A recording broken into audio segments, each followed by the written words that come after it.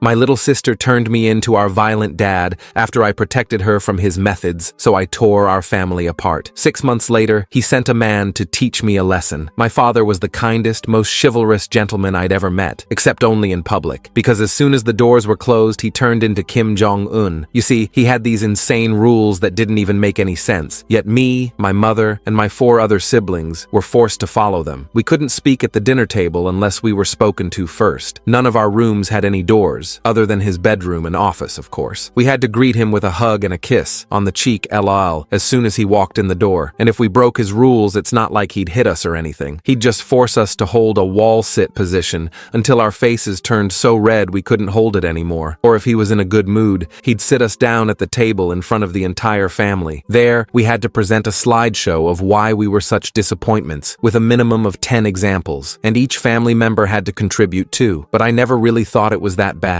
because whenever I brought it up to my mom or siblings, they'd always just say, "At least he doesn't hit us." But there was one rule that he never had to punish us for breaking, because none of us dared to go near it, and that was to never ask about his work, like ever. I don't even think our mom even knew what his job was, because he worked from home but rarely had his laptop open. And every day there were sleazy businessmen walking in and out of our home. They all looked the same: Eastern European, gold chain around their necks, big dark sunglasses. Sometimes I could hear them laughing, but other times my dad would be barking orders at them in a language I couldn't understand. All I really knew was that it paid the bills, and we never struggled with money. Before I continue the story, you should probably know that I'm the second youngest child, and the youngest is my sister. We'll call her Soso, who was 6 years younger than me. Soso was the only one in my family I actually liked. During the slideshow punishments, she wouldn't take the opportunity to laugh at me or try and make me cry. Instead, she would say as little as possible. She had the type of heart that was impossible to turn evil. I always swore to myself that no matter what, I would always protect her. I never knew how much that promise would ruin my life, because one day, when she was 10, she broke the forbidden rule. We were sitting around the table in silence when she spoke. "Daddy, can I help you with work one day?" My spine stiffened. I didn't even look up, just focused on twirling the peas around my plate with my fork. "You don't need to know." My dad's voice was stern, like it was a warning. "But Daddy, I never get to see you, and I'm good at organizing." Suddenly, my dad aggressively sat up from his chair so hard it fell over. But instead of dragging her to the corner and forcing her to hold the infamous wall sit, he just walked away. I was even more scared than Soso and was watching her with intense tunnel vision. Soon, my dad stomped back in with what looked like a black leather belt in his hand. My body processed what was going on before my brain did. I immediately wrapped myself around her, and the first hit landed on my back. This made my dad 10 times angrier, and he used his strength to pull us apart and lock me outside. I was forced to watch through the window as Soso was helplessly wailed on, and none of my other siblings even did anything. They just retreated to their rooms and made sure not to get in my dad's way. With each hit, I felt my heart grow colder, and that's when I checked the time. It was 4 p.m. on a Thursday, which meant the CPS office would still be open. I called them and quickly blurted out everything I could think of. The woman on the other side seemed extremely concerned, and I begged her to make sure that the claim stayed anonymous, that she didn't expose it was me. She promised she would, and the next morning I woke up to my dad answering the door to the social worker. Well, he plastered on his gentleman-like persona, and within 2 minutes, she had given my name and that I had called yesterday. There were a few seconds of silence after she said it, the kind that you could only pick up on if you were looking out for it. "Ha ha ha ha," my dad pretended to laugh. Sometimes kids can get so confused. This made her laugh too, and instead of taking any other necessary action, she drove away. What happened next is something I have no interest in remembering or describing, but that night, I spent hours crying. My entire body was vibrating with pain. I think it was 2 a.m. when Soso came to visit me. I thought she was going to hug me, but no. "You shouldn't have betrayed Daddy," was the only thing she whispered before walking out. That was the day my home went from North Korea to Germany in the 1940s. Me and Soso used to break rules together in secret, but now she was telling on me for everything. My older siblings started wailing on me when my dad was too tired to, sometimes for no other reason than they just felt like it, and I let them, because once I was done, everyone would regret how they treated me. After Soso's betrayal, I basically shut down. I stopped talking to everyone in the house unless absolutely necessary. What was the point? I'd tried to do the right thing, and it had completely backfired. My back was covered in welts from the belt, angry red lines that stung whenever my shirt rubbed against them, and my own sister, the one person I thought I could trust, had turned on me. The betrayal hurt worse than any physical pain my father could inflict. I I started spending most of my time in the basement, pretending to fix an old bike I'd found in the garage. My dad didn't care as long as I was out of his sight. The basement was cold and damp, with concrete walls that sweated moisture and a persistent smell of mildew, but it became my sanctuary. No one bothered me there. While I tinkered with the rusty chain and flat tires, methodically cleaning each gear and spoke, I was actually documenting everything that happened in our house. I couldn't keep a journal. My dad had burned all my notebooks after the CPS incident, making me watch as the pages curled and blackened in the backyard fire pit. So I started taking photos of our injuries whenever I could do so safely. I used an old phone I'd found in the basement and kept hidden. I also recorded audio whenever possible, capturing my father's rages and threats. For backup, I carved key dates and events into the wood under the basement stairs with an old screwdriver. June 15th, Dad hit Brian with belt for coming home 10 minutes late. June 18th, Natalie locked in closet for 3 hours for talking on phone too long. June 20th, Mom's eye bruised, says she fell. The wood carvings weren't my primary evidence, but they served as a timeline I could reference when organizing my digital proof. I knew someday these records would matter. I just had to survive long enough to use them. My silence really bothered my dad. He was used to breaking us down verbally, making us cry and beg for forgiveness. My new silent treatment strategy took that power away from him. I could see it in the way his jaw tightened whenever I passed him without speaking, in the way his eyes followed me with growing frustration. So he made a new rule specifically for me. Before every meal, I had to stand up and recite one thing I was grateful to him for. If I refused, I didn't eat. The first time he announced this rule, everyone stared at me, waiting to see what I'd do. The dining room felt suffocating, the tension thick enough to cut with a knife. I was starving. They'd been limiting my food as punishment, but the thought of thanking him for anything made me want to vomit. I stood up slowly, my chair scraping loudly against the floor, looked him dead in the eye, and said in a monotone voice, "I'm grateful you haven't killed us yet." Then I walked out without eating, my stomach growling in protest, but my dignity intact. I went 3 days without a proper meal before hunger won out. At the next dinner, I stood and mumbled, grateful for the roof over my head. My dad smiled that smug smile of his, the one that made his eyes crinkle at the corners while remaining completely cold, thinking he'd won. But inside, my mind was sharpening like a blade against a whetstone. I played along on the outside while plotting on the inside. One afternoon, while everyone was out of the house except Soso and me, I noticed her sneaking toward our dad's office. This was strictly forbidden territory. Even my mom wasn't allowed in there without permission. The heavy oak door was usually locked, but today it stood slightly ajar. I quietly followed and watched through the air vent as she opened his desk drawer and took something out. It was a photo. She stared at it for a long time, her small fingers tracing the edges, then tucked it into her pocket and left. Later that day, I followed her to the bathroom and waited until she left. I checked the trash can and found the photo crumpled up at the bottom. It showed a woman who looked a lot like my mom, but younger, with a small child on her lap. Both were smiling, genuine smiles that reached their eyes, not the practiced ones we put on for family photos. I recognized the woman as our Aunt Grace, my mom's sister who no one ever talked about. I'd only seen her once when I was very young, and after that, her name was never mentioned in our house. It was as if she'd been erased from our family history. I started watching Soso more closely after that. I noticed something interesting. When she thought no one was looking, she didn't watch our father with the loyalty and adoration she pretended to have. Instead, her eyes followed him with fear, real, genuine fear. It hit me then that she hadn't betrayed me because she loved him more. She'd done it because she was terrified of him. He'd manipulated her, probably rewarded her for turning on me with small privileges and rare affection, then emotionally abandoned her once she was no longer useful. I knew that feeling too well. We'd all experienced it at some point, that brief moment of being the favorite before inevitably disappointing him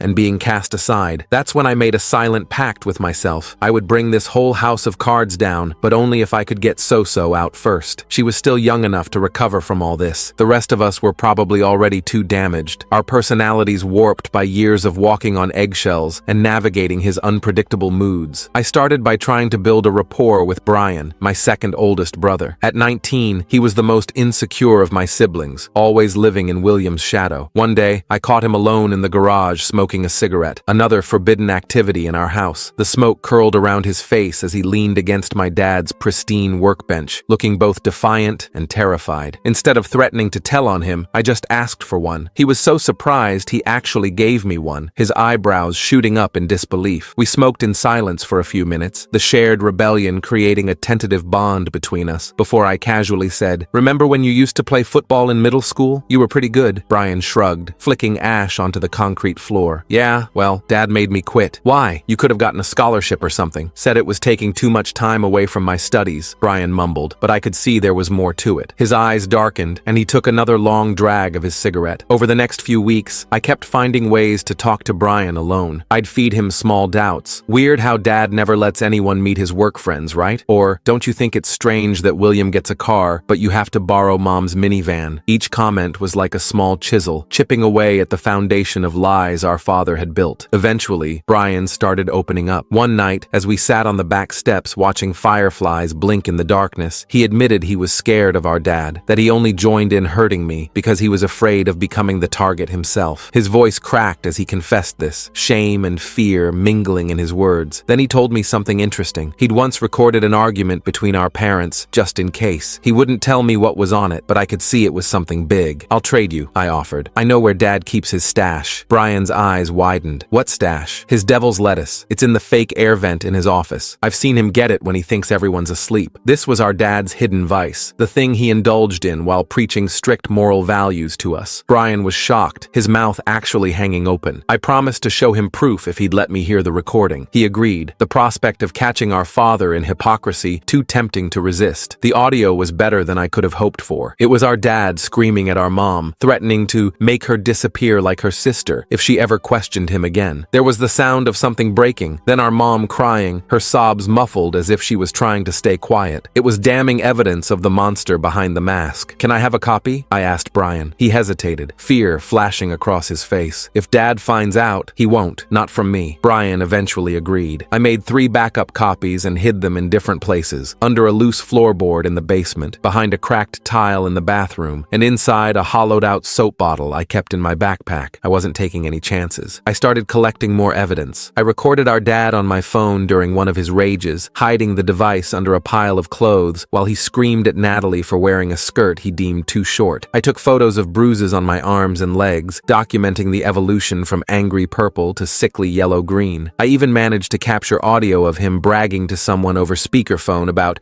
knowing how to keep a house in line and how none of them will ever have the balls to do anything about it. The turning point came about a month later. I was at school, half listening to my English teacher discuss The Great Gatsby, when I got a text from Brian. Dad found something. Get home now. My heart dropped to my stomach. I asked to be excused, claiming a sudden illness, and rushed home to find my room completely torn apart. My mattress was flipped, my clothes scattered everywhere, my few personal possessions thrown carelessly on the floor. My dad stood in the middle of it all, holding one of my SD cards, his face contorted with rage. What is this? He demanded, his face red with rage. I said nothing, which only made him angrier. He grabbed my phone from my pocket and smashed it against the wall, pieces of plastic and glass flying everywhere. Then he grabbed me by the collar and got right in my face, his breath hot and sour. You think you're smart? You think you can collect evidence against me? Who have you shown this to? I still said nothing, my heart hammering in my chest, but my face carefully blank. He slapped me hard across the face, the sound echoing in the small room, then started systematically destroying everything in my room. Through the doorway, I could see Soso watching, her small face pale with fear. For the first time in months, she didn't look away when I caught her eye. She just stood there, witnessing everything, her hands clenched into tiny fists at her sides. That night, I was lying on my bare mattress. He'd taken my sheets and blankets as further punishment when I heard a soft knock. Soso slipped into my room, her footsteps barely audible on the carpet, and sat on the edge of my bed. In the dim light from the hallway, I could see she'd been crying. I think I hate him too now, she whispered, her voice barely audible. I didn't smile or show any emotion. I just nodded. It was the first step toward getting her back on my side. Over the next few days, Soso and I started communicating through notes hidden in books and underplates. We developed a simple code, using innocent-sounding phrases that actually meant something else entirely. We came up with a plan. It wasn't about running away. We'd tried that once when I was 12 and she was 6. Dad had found us at the bus station within hours, his public face all concern and relief, while his eyes promised punishment, and the consequences had been severe. No, this time the goal was different. We wanted to trap him in his own lies. Soso agreed to start asking questions again. Not at home where it was dangerous, but in public where he couldn't react without breaking his perfect gentleman facade. At church, she'd innocently ask, "Daddy, why don't we ever talk about Aunt Grace?" At the grocery store, while standing in the checkout line surrounded by neighbors, she'd say, "What is it you do for work again, Daddy?" My teacher asked, fast, and I didn't know what to say. Each time, he'd maintain his smile, his public mask firmly in place, but I could see the rage building behind his eyes. People started noticing the tension. Our dad's church friends would exchange glances when So-So asked her innocent questions. The cashier at the grocery store would look uncomfortable when Dad's grip on So-So's shoulder tightened just a little too much. The mask was beginning to slip. Meanwhile, I started leaving anonymous notes for our neighbors. Nothing specific enough to be traced back to me, just enough to plant seeds of doubt. The perfect family next door isn't what it seems, or you see him every Sunday, but do you know what he really does to his kids? I'd slip them into mailboxes late at night, wearing gloves to avoid fingerprints, my heart racing with both fear and a strange sense of power. I also started talking to my other siblings more, not about our dad directly, that was still too dangerous, but about normal teenage stuff, movies, school, future plans. I wanted to rebuild some kind of connection with them, to remind them that we were supposed to be allies, not enemies. It worked better with Natalie than with William, who was still firmly under Dad's thumb, still desperate for the approval that would never fully come. One night, I overheard Brian and William arguing in their room. Brian was hammered. He'd started drinking heavily to cope with the stress at home, sneaking bottles from the liquor store where his friend worked. "You know it's all Bell shit, right?" Brian slurred, his voice carrying through the thin walls. "Dad's whole perfect family act. He threatened to throw me out when he caught me kissing Marilyn after prom. Said I humiliated the family name." William told him to shut up, but I could tell the comment had landed. Even William, the golden child who'd always aligned himself with our father, had his doubts. I'd seen it in the way he sometimes hesitated before backing Dad up, in the way he'd occasionally look away during the worst of Dad's tirades. The next day, I found my mom in the garage, sitting in her car but not going anywhere. The engine wasn't even running. She was on the phone, speaking quietly, her fingers nervously twisting a strand of her once beautiful hair, now streaked with premature gray. When she saw me, I expected her to hang up quickly like she usually did when caught doing anything Dad might disapprove of. Instead, she held my gaze and continued her conversation. "Yes, I understand. Tuesday at 2 p.m. Thank you." After she hung up, she looked at me for a long moment, something shifting in her tired eyes. "Sometimes we have to make hard choices to protect the people we love," she said cryptically, before walking past me into the house, her shoulders straighter than I'd seen them in years. It was the first time she'd ever acknowledged, even indirectly, that something was wrong in our family, that maybe she wasn't completely brainwashed after all, that maybe she was finally finding her courage. Things escalated quickly after that. Dad became increasingly paranoid. He installed cameras in the living room and kitchen, claiming they were for our safety. I disabled them one by one, carefully and quietly, using skills I'd learned from YouTube videos watched in the school library. Each time a camera mysteriously failed, I'd leave a small sticky note on the lens with a simple message: "We see you too." The final straw came during a Sunday dinner. We had guests over, Dad's work associates and their wives, all dressed in expensive clothes and wearing practiced smiles. Everyone was playing their part in the perfect family charade. Mom had spent hours preparing a roast with all the trimmings, and we were all wearing our best clothes, the picture of domestic harmony. Then So-So, sweet little So-So, spilled her drink all over one of the men's expensive suits. "I'm so sorry," she said, not sounding sorry at all. My hand slipped, just like Daddy's does sometimes when he gets angry. The table went silent. The man's wife looked uncomfortable, dabbing at her husband's suit with a napkin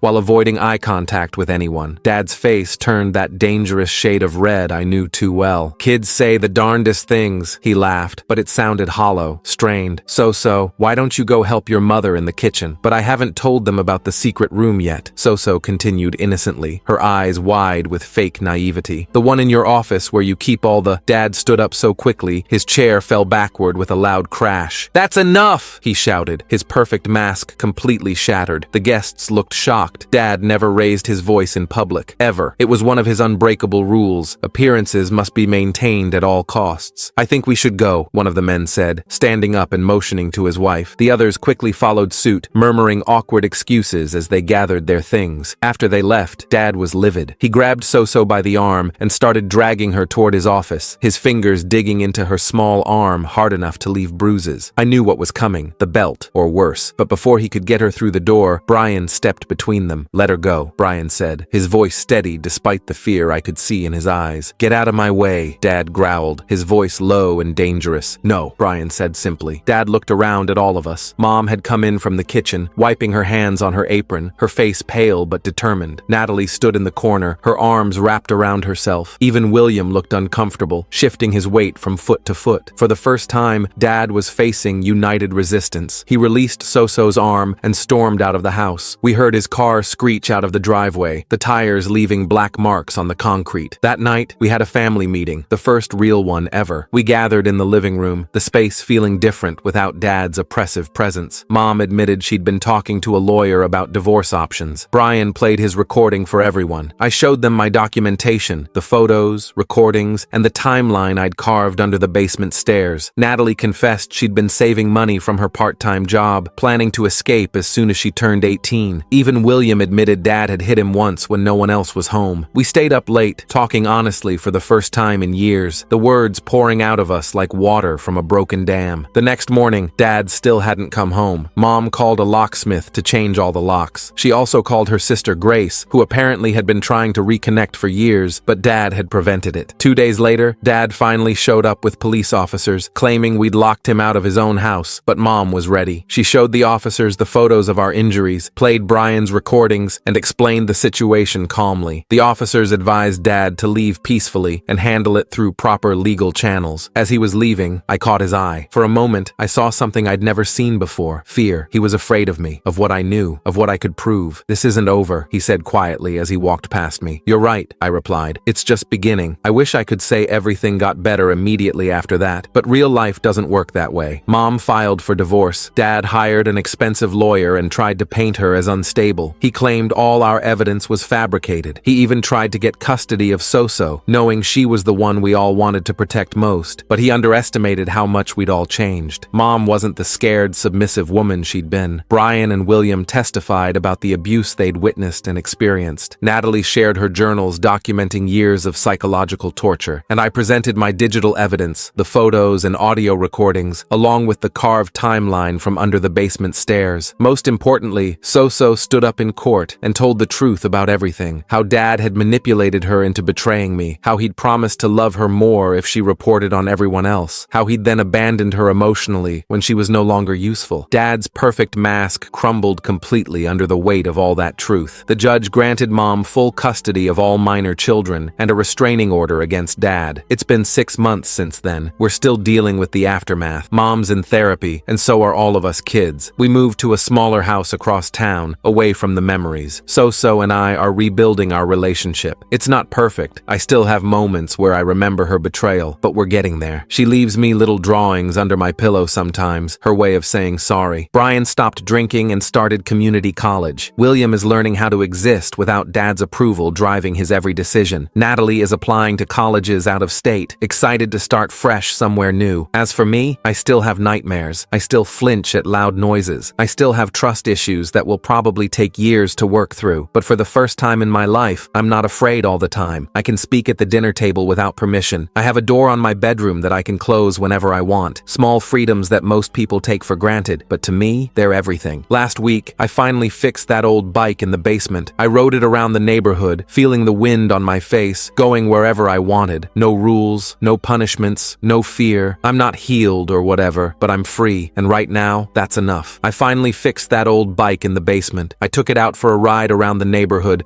feeling the wind on my face. No rules, no punishments, no fear. It felt amazing, like I was actually free for the first time in my life. But that freedom didn't last long. 3 days later, I was riding home from school when a black SUV pulled up beside me. The window rolled down, and there was my dad, looking exactly the same except for dark circles under his eyes. "Get in," he said. Not yelling, not threatening, just calm. That scared me more than if he'd been screaming. I pedaled faster, my heart pounding in my chest. The SUV kept pace beside me, not speeding up, just following. When I turned down our street, it drove straight ahead. I rushed inside, locked the door, and called my mom at work. "He's back," was all I needed to say. Mom came home early. She called the police, but they said they couldn't do anything unless he actually violated the restraining order. Seeing me on a public street wasn't technically a violation. They suggested we document any contact and call immediately if he showed up at our house. That night, we had another family meeting. Mom looked tired but determined. "I don't want anyone going anywhere alone for a while," she said. "Buddy system, okay?" We all nodded. Even William, who'd been trying so hard to be independent lately, didn't argue. For the next week, everything was quiet, too quiet. I kept expecting something to happen, for Dad to show up at school,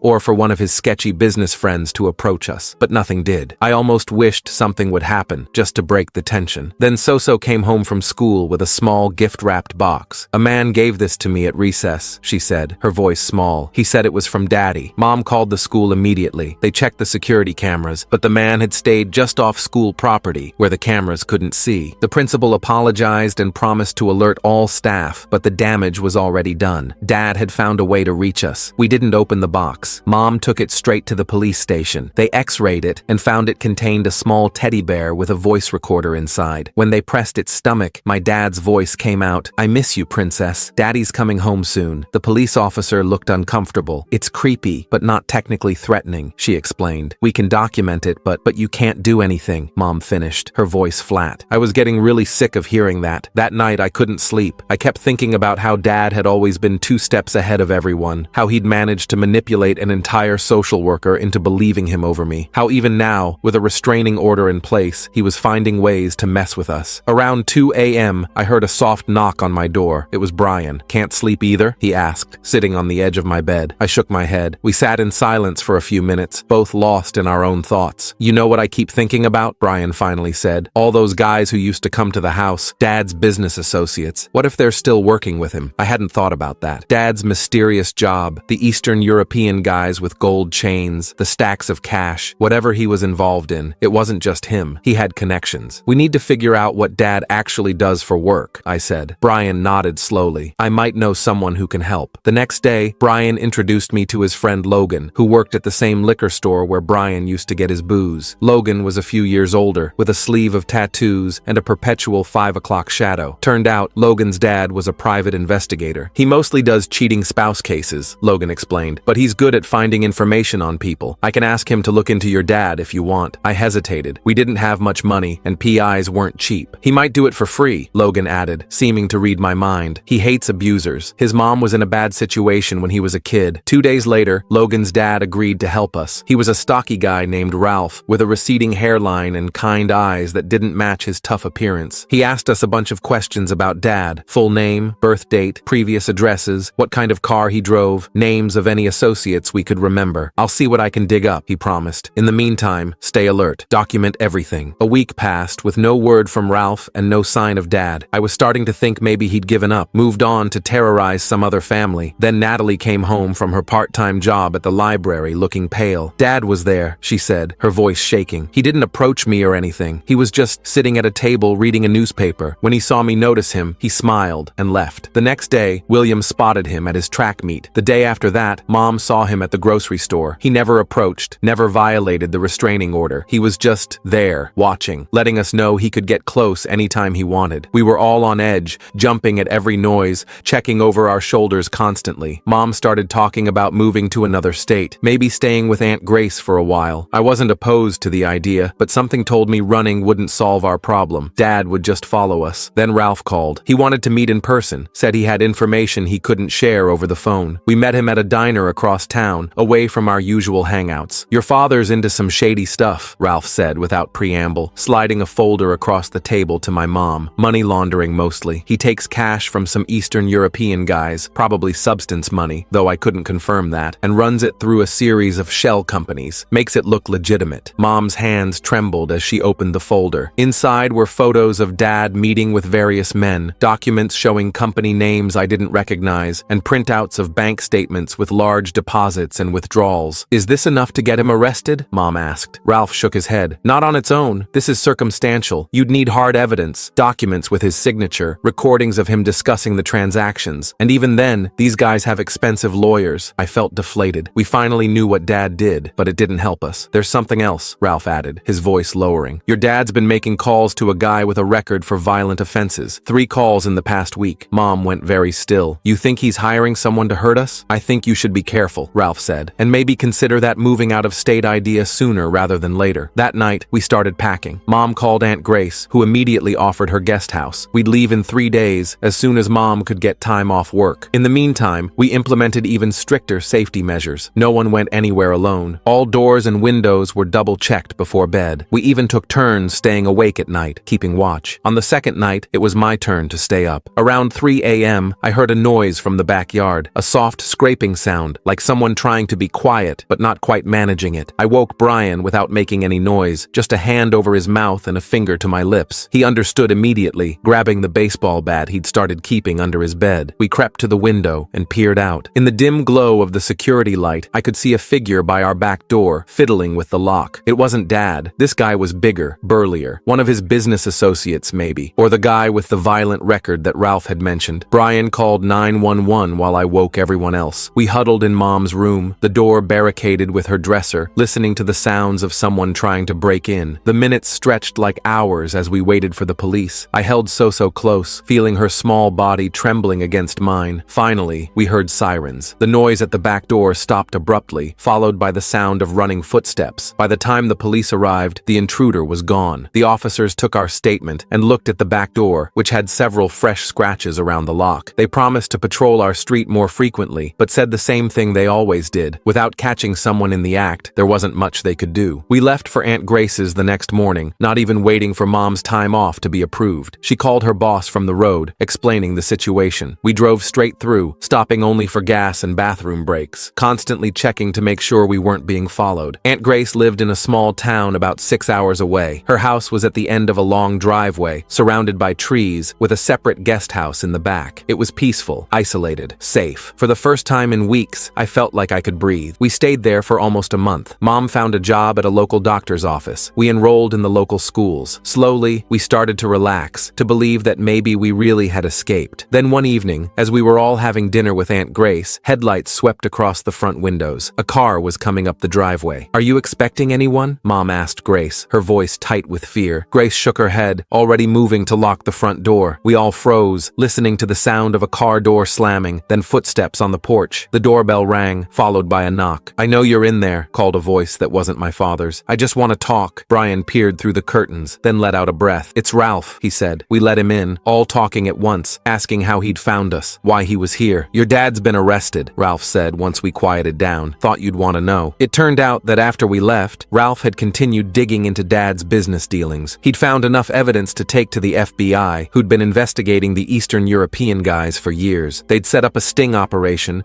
caught Dad red-handed discussing money laundering details with an undercover agent. They found a lot more when they searched his house, Ralph added. Documents, cash, even illegal weapons. He's facing serious charges. Bail was denied because they consider him a flight risk. I couldn't believe it. After everything, it wasn't the abuse that brought him down. It was his shady business. "What about the guy who tried to break into our house?" Mom asked. "They got him too," Ralph said. "He flipped on your dad immediately, told them everything. Said your dad hired him to scare you, maybe rough you up a bit. Nothing lethal, but enough to make you drop the restraining order." We all sat in stunned silence, trying to process this information. Dad was in jail. He couldn't hurt us anymore. It was really over. We ended up staying at Aunt Grace's. The small town grew on us, and it felt good to be somewhere Dad had never been, somewhere without memories lurking around every corner. Mom's divorce was finalized with Dad behind bars. She got everything: the house, which she sold, full custody, child support, not that he could pay it from prison. It's been almost a year now. We're all doing better. Mom smiles more. Brian's doing well in community college. William joined the local track team and actually made friends who like him for him, not because they're afraid of his dad. Natalie got accepted to 3 colleges and is trying to decide which one to attend. So